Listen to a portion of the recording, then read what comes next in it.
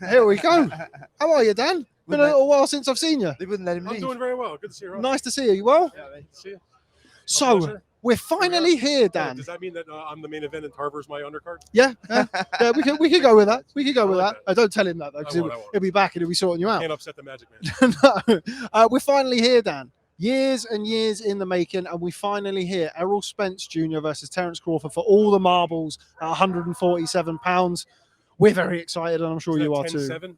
10-7, yeah. 10-7. See, an honorary Brit over here. 10 stone, 7 pounds. I know my shit. You can swear. You're all right. You're fine. Yeah, I'm excited, Dan. I know you are too. Absolutely. How could you not be excited at this if you're a boxing fan? I mean, this is what we live for.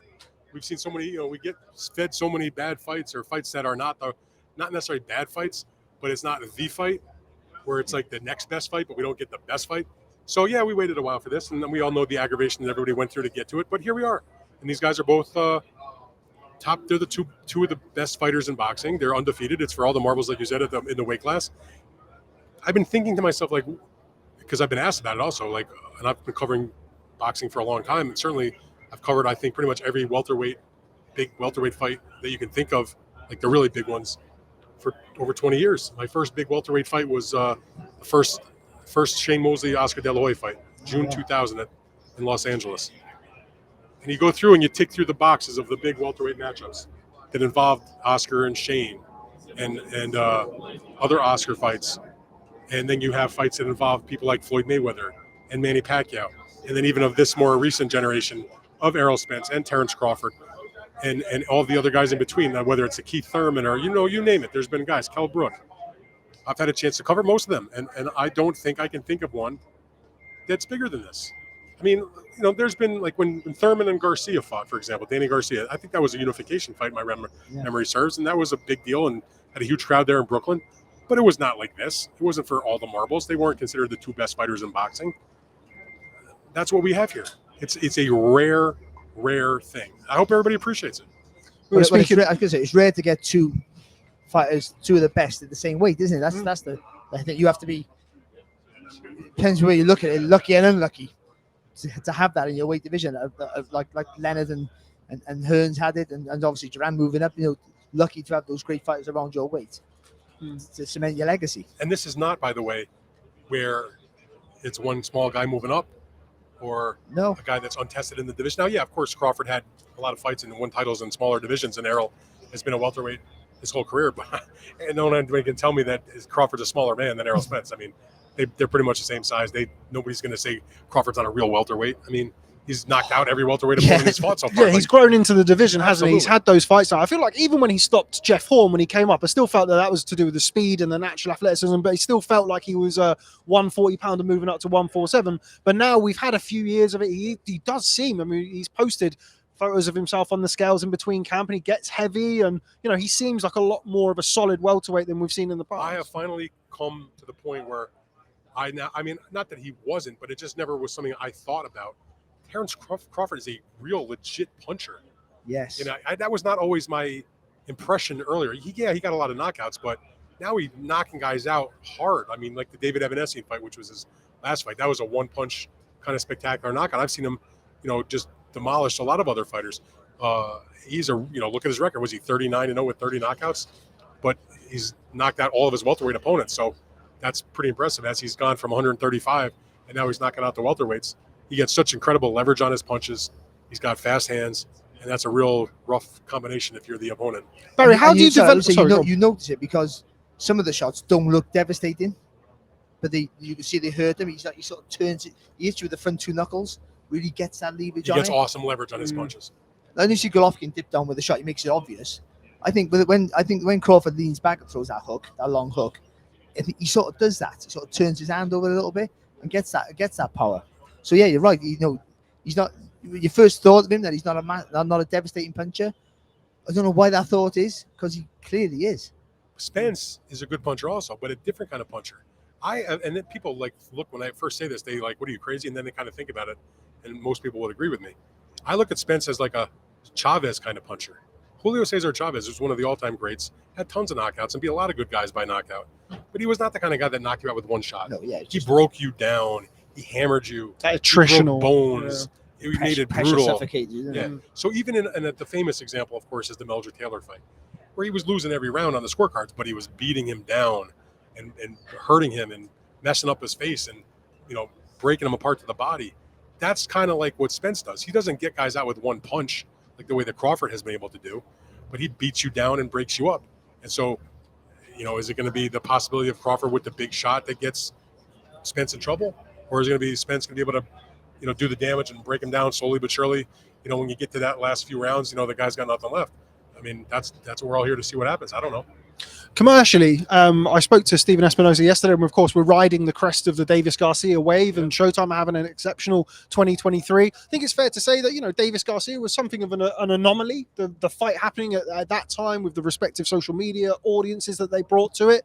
Where do you think this ends up with regards to the commercial revenue created from it? What sort of buy rate are we looking at? So that's interesting, because I have said all along, I've tried to really be careful with my words. This is maybe not the biggest fight of the year. When I use the word biggest, that's usually the one reserved for the one that's the million selling pay-per-view that does the wild and crazy gate numbers. I've referred to this fight as the most significant fight of the year, or the most important fight of the year, because it's, again, my opinion. We'll see what happens after Saturday. I don't believe this fight's going to come close to generating the kind of pay-per-views of Tank Davis and Ryan Garcia, or the number of dollars in terms of what the gate here is at the T-Mobile Arena, and they're both taking place in the same venue as each other. And that's because Tank and Ryan brought, besides just the boxing public, they had a whole different group of people that were interested in their fight. Social media following that both those guys have, particularly Ryan Garcia. They appeal to young girls in terms of Ryan. Davis had an appeal, in the black community, even if they weren't boxing fans. My point is, they had a lot of different areas, a lot of boxes they checked. This fight, as awesome as a fight as it is, and it's going to do good numbers, I believe, but it doesn't. My impression, and I've covered every big pay-per-view there's been since 2000. I don't get any sense that this is busted out into the mainstream at all. I mean, I'm not wishing that. I hope it does big business, because that hopefully would then entice all the other top fighters to, let's take the gamble and fight each other. So I think it's going to do very well on pay-per-view, but it's not going to achieve 1 million buys, in my opinion. I hope I'm wrong. I hope it does, big business and everybody makes a ton of money. But I just don't see it, because I don't have my non-boxing friends ask me about it. That's sort of like a mild case. Like my mom doesn't know anything about boxing.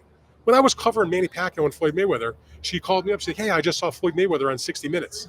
Or I just saw Manny Pacquiao on 60 Minutes, which is for the Brits watching. That's like the #1 news magazine in the United States, one of the top-rated shows for 30 years or whatever it's been on.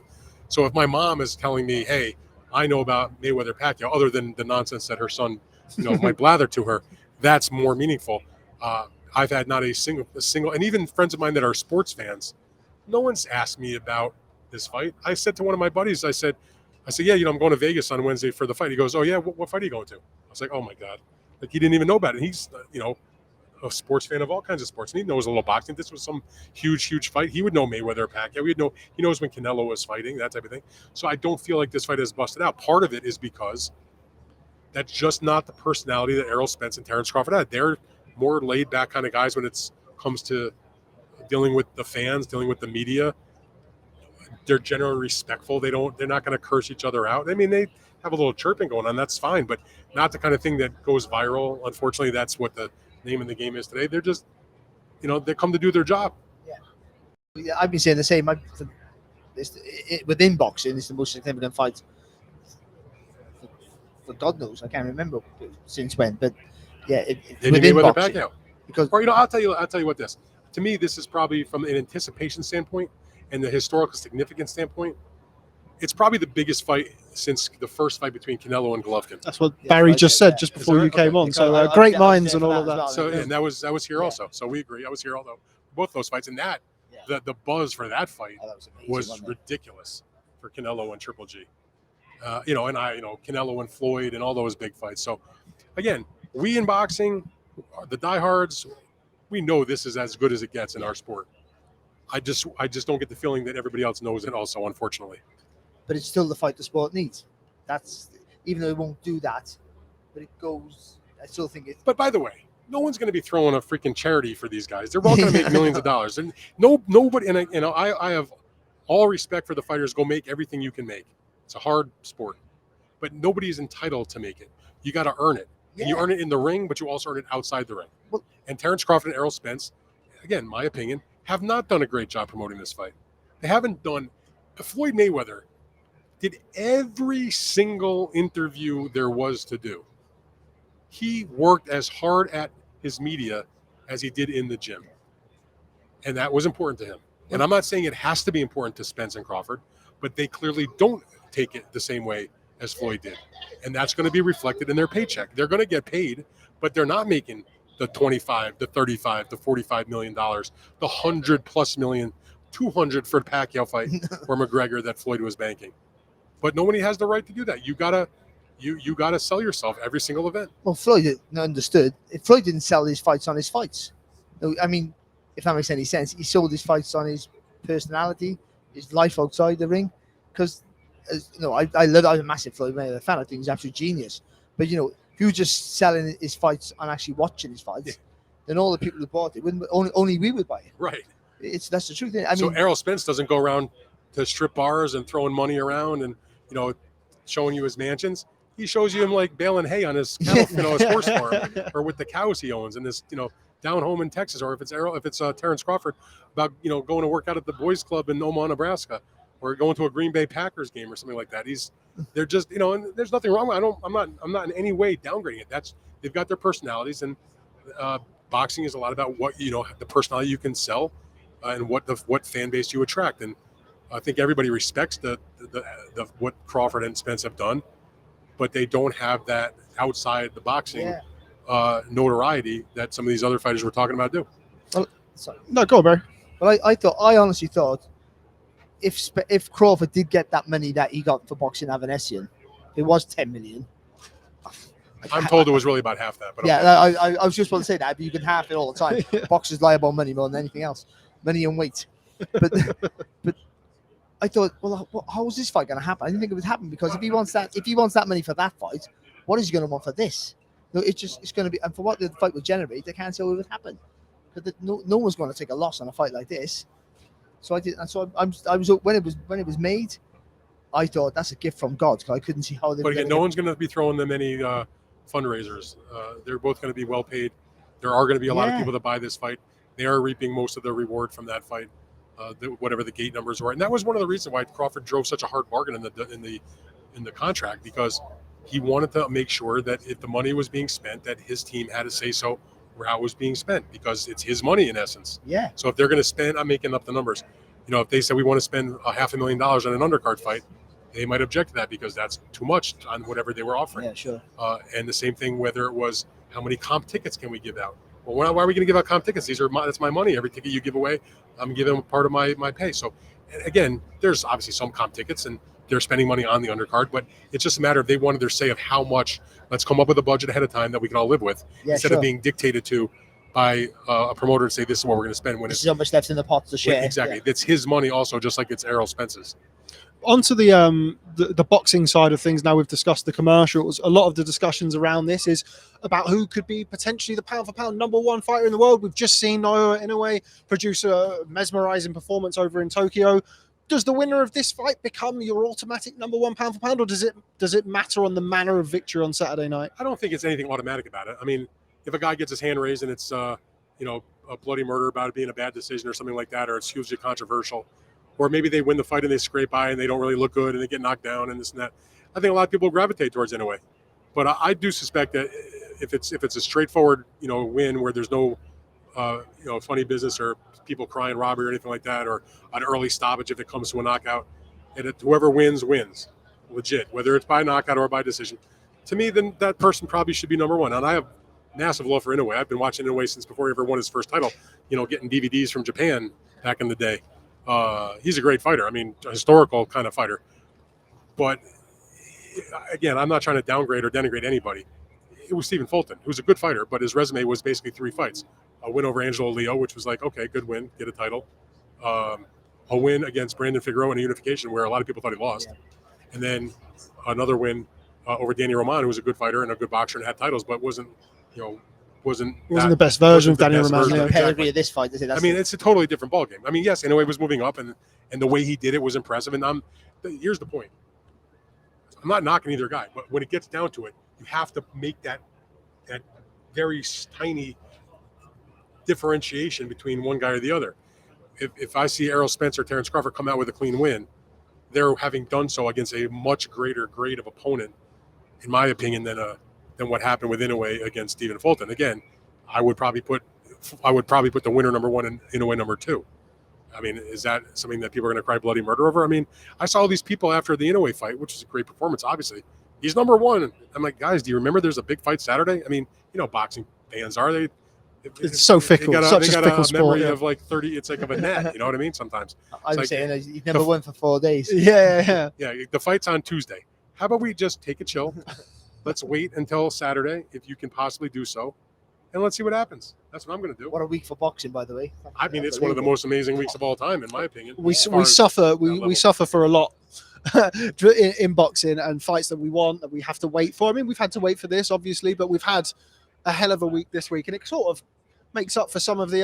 It's like when we've spoken about it in the past when we've done the podcast where it's like an abusive relationship.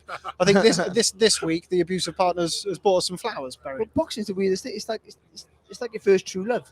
You end up hating each other, but you'll go back there like that. It's just one of those. Well, listen, things, we'll be back to MF and everybody next week.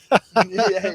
Okay, Dan, I do appreciate your time. I know you're a very busy man. Got to put your own content out for the fight freaks out there. But before we let you go, I'm not giving you a prediction because I don't know. I'm only under the gun to make a prediction by 10 o'clock Pacific time tomorrow when I have to go and do my gambling show on BetUS. So they can watch that on Twitter and watch that on the BetUS platforms. They can watch it on YouTube and they can find out my pick. You not only didn't give a prediction, you plugged your own show. Fantastic. He's a pro. He's an absolute pro. Very. Okay, this ain't my first rodeo, bro. Actually, the only thing about Dan, Dan's fantastic, and I'm a big fan, is that one of his favorite fighters beat me up. Acelino Freitas. Oh, that's right. I dropped him forgot first. about that. Yeah, I haven't. Popo Freitas I have my two favorite, not to take up too much more of your time. You got a cat going. My two favorite fighters are as an adult. I mean, as a kid, I was a diehard Sugar Ray Leonard fan. But as an adult, I was a Arturo Gatti, my all-time favorite, and Popo Freitas. And I did name my cat, no longer with us, but he was named Popo. My current living cat is named Lennox after my good pal Lennox Lewis. Oh, wow. And I had another cat called Thunder after Gatti. So we have a trend in our home. We name our animals after boxers. But I forgot you got knocked out by my man Popo Freitas. I didn't get knocked out. I got mercilessly battered until my father threw the towel in 3 rounds too late. I still every now and again I'll see Popo because he manages some guys, or his nephew fought.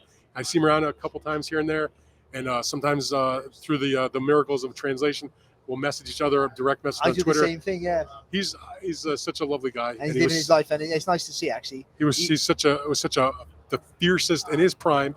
When you faced him, unfortunately for you, just a fierce. I've never been on the floor in my life, ever.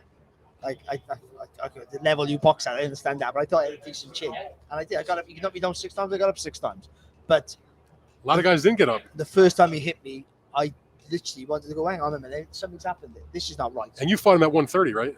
Yeah. So when he was 130, I mean, he was still really good at lightweight, but he was absolutely devastating at 130.